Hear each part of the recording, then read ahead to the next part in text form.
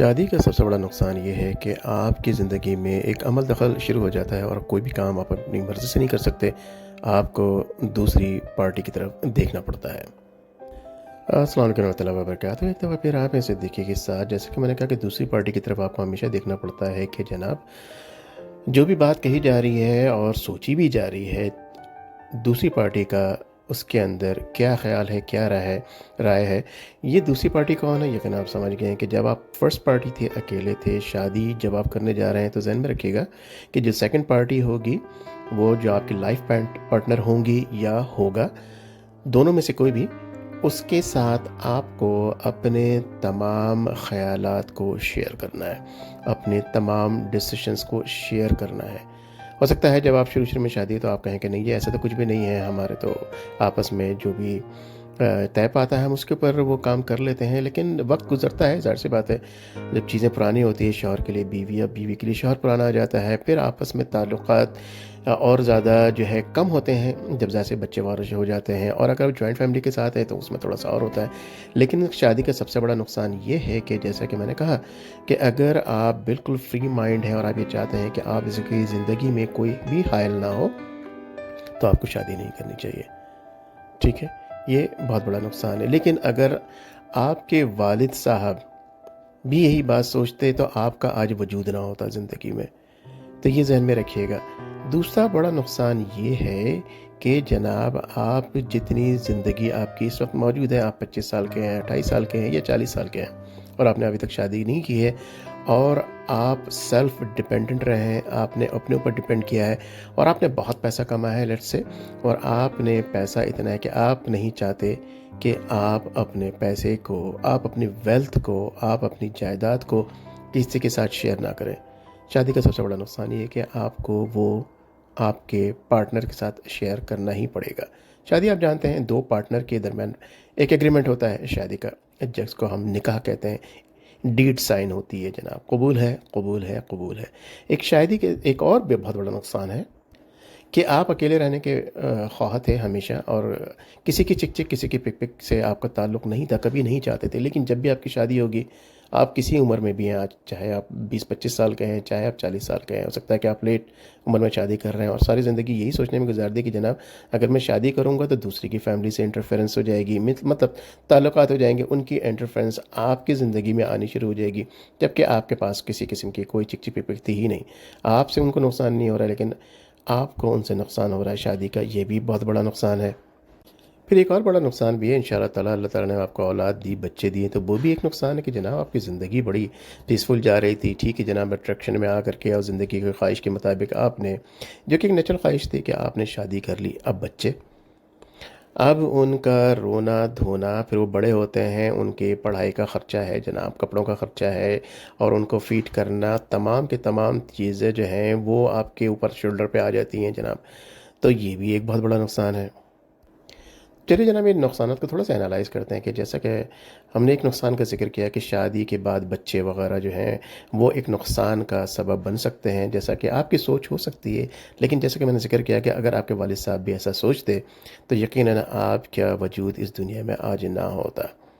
ٹھیک, اب ایک دوسرا جو ہے انالائز کرتے ہیں کہ جناب شادی کا خرچے سے بڑا تعلق ہے جناب. جی ہاں, آپ کے پاس خرچہ آپ نے کیا شادی میں جو بھی منیمم کر سکتے تھے یا میکسیمم کر سکتے تھے, آپ کے پاس میکسیمم تھے ہی کم پیسے, آپ نے میکسیمم خرچہ کر دیا. لیکن دوسری پارٹی, فار ایگزامپل آپ مرد ہیں, لڑکے ہیں, اور لڑکی لے کر آ رہے ہیں, عورت لے کر آ رہے ہیں, چاہے عورتیں سے معاف کیجیے گا, میں تھوڑی سی یہ کہ اگر بڑی عمر میں کر رہے ہیں تو میں صرف اس سینس میں کر رہا ہوں, ادروائز آپ لڑکی گھر میں لے کر آ رہے ہیں, لیکن ان کے خرچے کا سوچا آپ نے.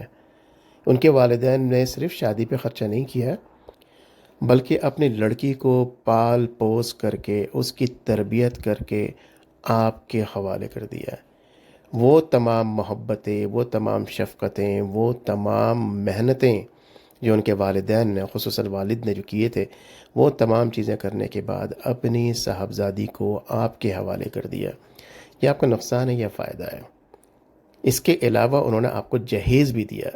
90% ابھی بھی جو لوگ جہیز لے رہے ہیں, یعنی بچی کو پالا پوسا بھی, ڈاکٹر انجینئر بھی شاید بنایا, نہیں بنایا تو اچھا پڑھایا لکھایا, اس کے بعد مال لاد کے, یعنی کہ وہ اپنے خرچے کا سارا سامان, یعنی وہ بیچاری اپنا بیڈ بھی لے کر آ رہی ہے، وہ اپنا فرنیچر لے کر آ رہی ہے، سنگھار کی ٹیبل بھی لے کر آ رہی ہے، تمام چیزیں لے کر آ رہی ہے. صرف یہی نہیں، اکثر جگہوں پہ فریج بھی لے کر آ رہی ہے، ٹی وی بھی لے کر آ رہی ہے، گاڑی بھی لے کر آ رہی ہے، موٹر سائیکل بھی لے کر آ رہی ہے.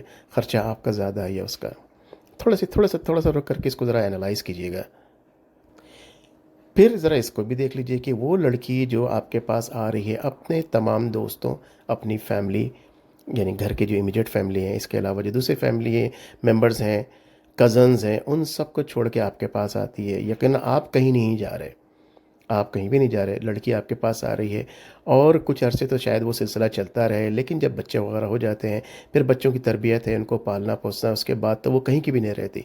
نقصان جو ہے سارا صاحبزادے جناب آپ کا ہے یا اس لڑکی کا ہے جس کو آپ لے کر آ رہے ہیں. جی ہاں، نقصان ان کا ہے. شادی کے نقصانات کے بارے میں جب آپ سوچتے ہیں تو اس کے بارے میں ضرور سوچئے گا، اور تھوڑا سا ٹھنڈے دماغ سے سوچئے گا. شادی کے نقصانات کو سوچنے کے بارے میں جب سوچیں تو اس کے بارے میں اس وقت یہ بھی سوچئے کہ جو لڑکی آپ کے پاس آ رہی ہے وہ آپ کی فیملی کا اور آپ کے آگے جنریشنز کی علم بردار ہے. یعنی شی از دا ون دیٹ آپ کو تمام چیزیں انشاءاللہ تعالی اللہ کے اذن سے وہ دینے جا رہی ہے. وہ اپنا جو بھی اس کا اسٹیٹس ہے اس وقت، جتنی بھی خوبصورت ہے، تمام خوبصورتی کو آپ کی فیملی کو، جنریشن کو آگے بڑھانے کے لیے وہ قربان بھی کرنے جا رہی ہے. یہ نقصان اگر آپ اپنے بارے میں سوچیں گے تو آپ کا کچھ مسئلہ نہیں ہوگا. آپ نے پیٹ بھی نکال لیں گے، آپ مونچھیں بھی نکال لیں گے، آپ داڑھی رکھ لیں گے بڑی سی، اور کلر بھی نہیں کریں گے چہرے کو، مونچھوں کو، داڑھیوں کو، بال کو، اور جو کپڑے پہن کے سوئے تھے، یعنی اس کے شلوار اور بنیان پہن کے سوئے تھے، صبح اٹھ کر کے اس کے اوپر ایک قمیض ڈال کر کے باہر نکل جائیں گے، آپ پہ فرق نہیں پڑتا.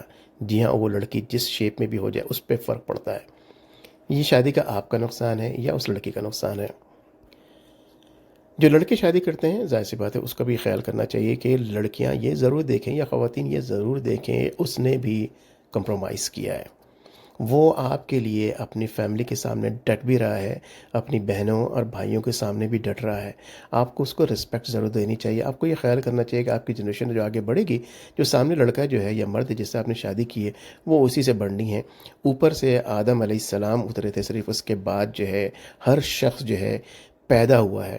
تو پیدا ہونے کے عمل میں اس شخص کی بھی کنٹریبیوشن ہے، تو جناب آپ کو بھی اس کو رسپیکٹ دینی چاہیے.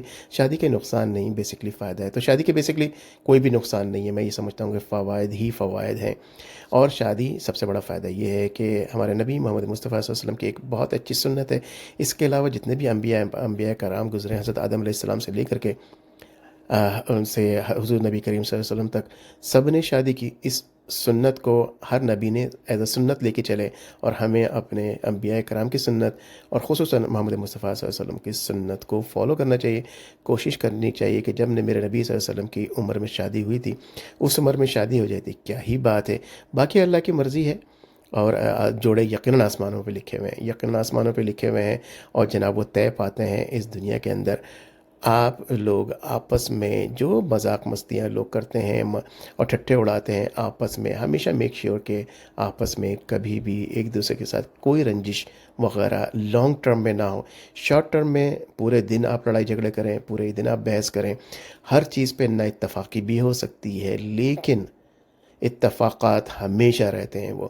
کیونکہ اگر دن بھر کوئی لڑائی جھگڑا، کوئی چک چک نہ ہو، تو میں یہ سمجھتا ہوں کہ وہ جو پیغام رسانی کا سلسلہ ہے، آپس میں ایک دوسرے سے ناراض تھوڑا سا ہو جانا، تھوڑی سی چٹکلیاں کر دینا، تھوڑا سا جو ہے ایک دوسرے پہ بول دینا، میں یہ سمجھتا ہوں اس کو کنٹرول کرنا تو بہتر ہے. لیکن یہ کنٹرول میں کبھی نہیں آتے پریکٹیکل لائف میں. لیکن ایک دوسرے کا ہاتھ تھامے رکھیں، چاہے دونوں سائڈ کی فیملیز کیسی بھی ہوں.